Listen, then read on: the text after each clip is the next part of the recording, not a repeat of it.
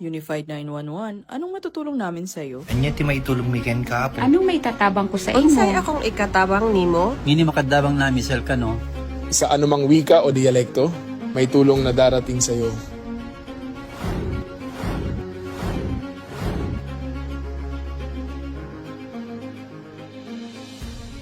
Lilingkod sa bawat Pilipino at magbibigay ng tamang impormasyon para sa tahimik at maayos na Pilipinas. Police News Network, alagad ng batas, tagapagtaguyod ng balitang pulis, sandigan ng mamamayan, patnubay ng katotohanan.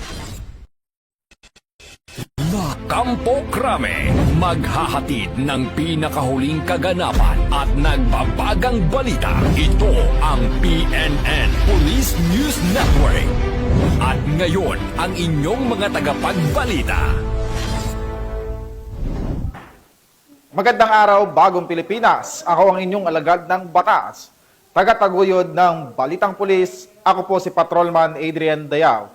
Maghahatid ng tamang balita, kwento ng pulis at serbisyo para sa mamamayan at ito ang PNP News Online, ang pangunahing balita ng Police News Network, alagad ng batas, tagataguyod ng Balitang Pulis.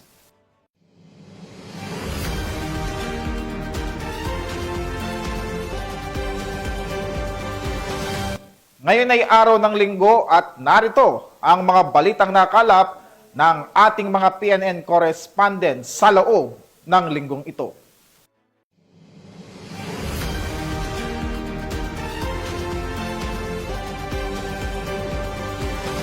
At sa ating unang balita, hawak na ng mga otoridad ang nakatalang top 1 most wanted person sa kasong murder matapos itong maaresto ng mga kapulisan sa Zamboanga City. Patroluman Amijin Cortez sa report.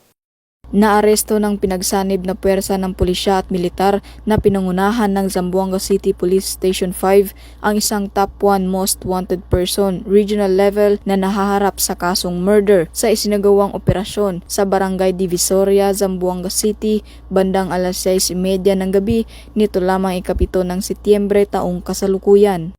Kinilala ang suspect na si alias Hakim, 41 anyos, may asawa, isang construction worker at residente ng sitio ng Upper Bungyao, Barangay Bungyao, Zamboanga City.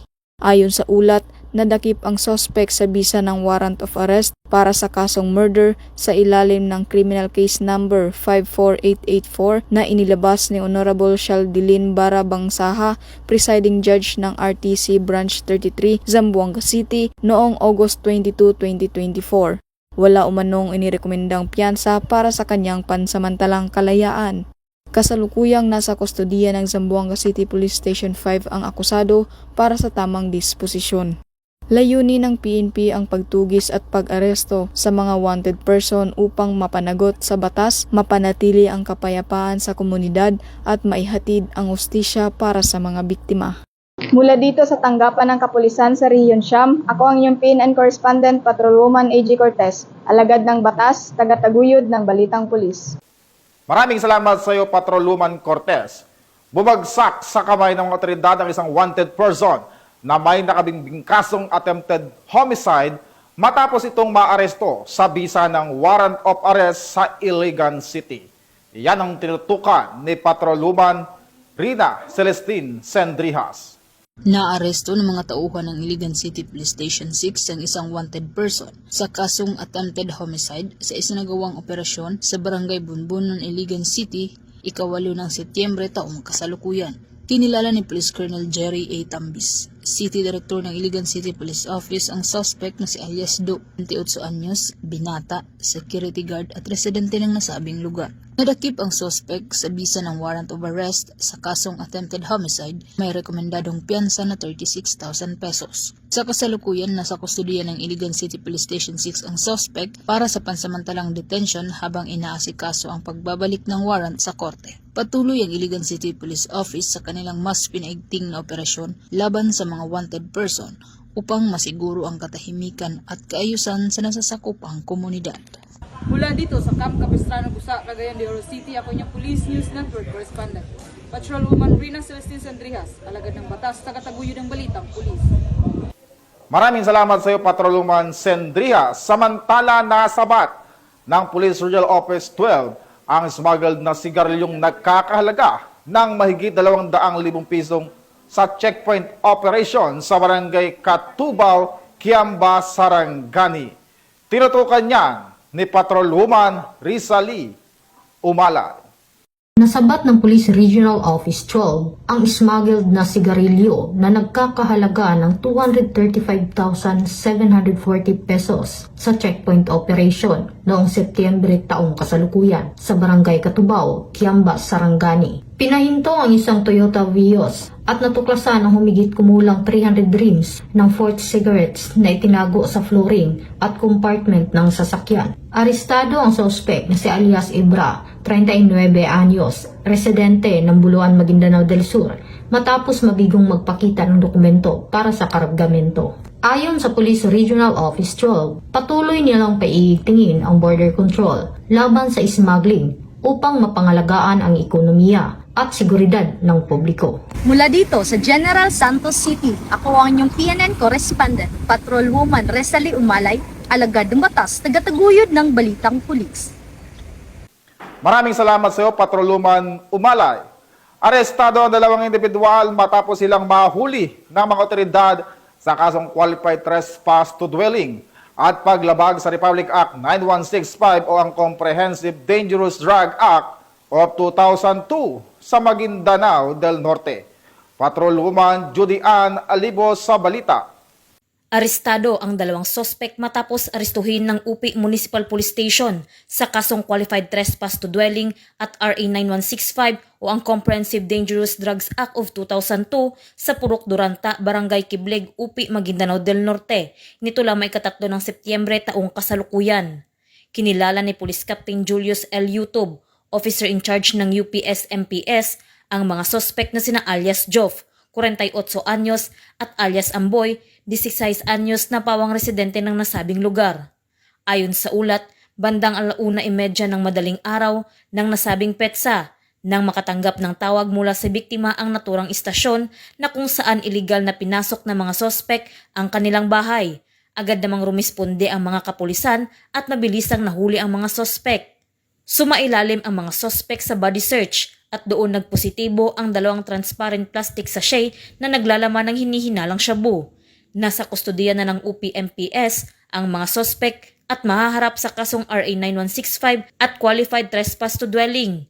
Patuloy ang Maguindanao del Norte PNP sa operasyon at paghuli sa mga sospek na may pananagutan sa batas sa tulong ng komunidad upang mapigilan ang anumang uri ng kriminalidad, partikular ang iligal na droga, na may hangaring mapanatili ang maayos at tahimik na pamayanan. Mula rito sa Riyon ng Bangsamoro, ako ang inyong PNN correspondent, Patrolwoman Judy Ann Alibo, alagad ng batas, tagataguyod ng balitang pulis. Maraming salamat sa iyo, Patrolwoman Alibo. 7 minor de edad ang matagumpay na nailigtas ng Taguig City Police sa kinasang entrapment at rescue operation laban sa online child exploitation sa naturang lungsod. Ang report mula kay Patrolwoman Meritoni Beba. Matagumpay na naisagawa ng Taguig City Police Station ang isang entrapment at rescue operation noong September 3, 2025 na nagresulta sa pagkakaaresto ng 2 sospek at pag-rescue sa 7 minor de edad na may edad 3 hanggang 17 taong gulang na biktima ng online sexual exploitation. Nagsimula ang operasyon matapos magsumbong ang isang estudyante sa kanyang guro tungkol sa pang-aabusong kanyang dinaranas. Sa agarang aksyon at pakikipag-ugnayan ng Women and Children Protection Desk, nakumpirma ang ilegal na gawain ng mga sospek sa mismong tirahan nila sa Barangay Calzada, Tipas, Taguig City. Nahuli sa operasyon ang mag-inang sina alias Hazel, 42 anyos at Joylyn, 19 anyos. Batay sa investigasyon, si alias Hazel mismo ang nagsasamantala sa kanyang sariling mga anak sa pamamagitan ng pamimilit sa kanila na gumawa ng malalaswang gawain at pagbebenta ng kanilang mga hubad na larawan at video online. 3 dito ay kanyang mga anak, 1 apo at 1 pamangkin. Ang mga minor de edad ay agad na isinalalim sa kustodiya ng City Social Welfare and Development Office upang mabigyan ng nararapat na proteksyon at interbensyon. Sasampahan ng mga sospek ng kasong paglabag sa Republic Act 9208 or Anti-Trafficking in Persons Act of 2003. Mula dito sa Southern Police District, ako ang inyong PNN correspondent, Patrolwoman Meritoni Veva, alagad ng batas, tagataguyod ng Balitang Pulis. Maraming salamat sa iyo, Patrolwoman Beba.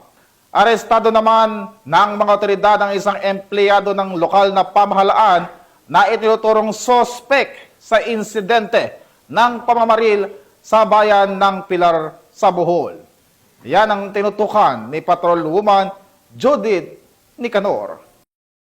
Sa kulungan ang bagsak ng isang LGU employee matapos itong maaresto ng Pilar PNP sa pamamaril nito sa 2 biktima sa barangay Inaghuban, Pilar, Bohol nito lamang nakaraan. Ayon kay Police Lieutenant Rogelio A. Baluran, Deputy Chief of Police ng Pilar Municipal Police Station, Bohol Police Provincial Office, bandang alas 6:30 ng gabi nang makatanggap ng tawag ukol sa pamamaril. Kaagad nirespondihan ng mga kapulisan ang insidente na nagresulta sa agarang pagkaaresto ng suspect na si Ruel at residente ng Purok 6 Inaghuban, Pilar, Bohol. Napag-alaman sa isinagawang investigasyon na ang sospek at ang 2 biktima ay nagkaroon ng mainitang pagtatalo na naging sanhi ng pagbunot at pamamaril ng sospek. Sinubukan pa umanong manlaban ng isang biktima gamit ang kanyang bolo na kung saan nagtamo ng sugat sa tiyan ang sospek. Kaagad isinugod sa pagamutan ng sospek at ang mga biktima na nagtamo ng sugat sa katawan at dibdib. Samantala, na-recover mula sa sospek ang 38 caliber na revolver, 3 bala at 3 empty shell.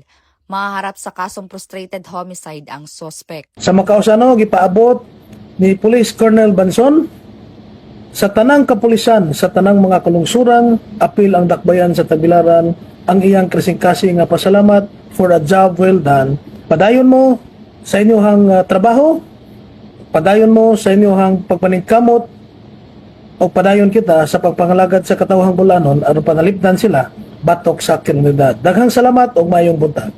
Ang kapulisan ng Pilar ay walang tigil sa pagsasagawa at pagpapaigting ng kampanya laban sa namang uri ng kriminalidad upang masiguro ang kaayusan sa kanilang nasasakupan dahil sa bagong Pilipinas ang gusto ng pulis, ligtas ka. Mula dito sa Central Visayas, ako yung Police News Network correspondent, Patrolwoman Judith Nicanor, alagad ng batas, tagataguyod ng Balitang Pulis. Maraming salamat sa iyo, Patrolwoman Nicanor. Nahuli ng mga otoridad ang top 8 regional most wanted person na may kasong rape sa isinagawang operasyon sa Barangay Quezon Junior, Ormoc City.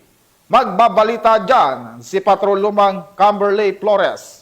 Nahuli ng mga otoridad ang nakatalagang top 8 regional most wanted person na may kasong rape sa Barangay Quezon Junior, Ormoc City. Bandang alas 10:35 ng tanghali nang maaresto ang akusado ng mga tauhan ng Ormoc City Police Station 6 kasama ang City Intelligence Team Ormoc at Regional Intelligence Unit 8 sa bisa ng warrant of arrest para sa kasong rape sa ilalim ng Article 266-A ng Revised Penal Code na walang inirekomendang piyansa. Ang akusado ay dinala sa Ormoc City Police Station 6 para sa kaukulang dokumentasyon at tamang disposisyon. Ang pambansang pulisya ay patuloy nakikilos laban sa mga taong lumalabag sa batas upang mapanatili ang kaayusan, katahimikan at seguridad ng bawat mamamayan. Dahil sa bagong Pilipinas, ang gusto ng pulis, ligtas ka. Mula dito sa Eastern Visayas, ako ang inyong PNN correspondent, Patrolwoman Flores, alagad ng batas, tagataguyod ng Balitang Pulis. Maraming salamat sa iyo, Patrolwoman Flores. At yan po ang mga balitang nakalap ng ating mga PNN correspondent mula Luzon, Visayas at Mindanao sa loob ng linggong ito. Sa ngalan ng pamunuan ng Philippine National Police sa pangunguna ni Acting Chief PNP Police Lieutenant General Jose Melencio Nartates Jr. at sa pamumuno ni President Ferdinand Marcos Jr., kami maglilingkod sa bawat Pilipino at magbibigay ng tama at balanseng balita. Dahil dito sa bagong Pilipinas, ang gusto ng pulis, ligtas ka. Mula po rito sa tanggapan ng tagapag-ugnay ng pambansang pulisya. Ako po ang inyong alagad ng batas, tagataguyod ng Balitang Pulis. Ako po, si Patrolman Adrian Dayao. Maghahatid ng tamang balita, kwento ng pulis at serbisyo para sa mamamayan. At ito ang PNP News Online. Ang pangunahing balita ng Police News Network.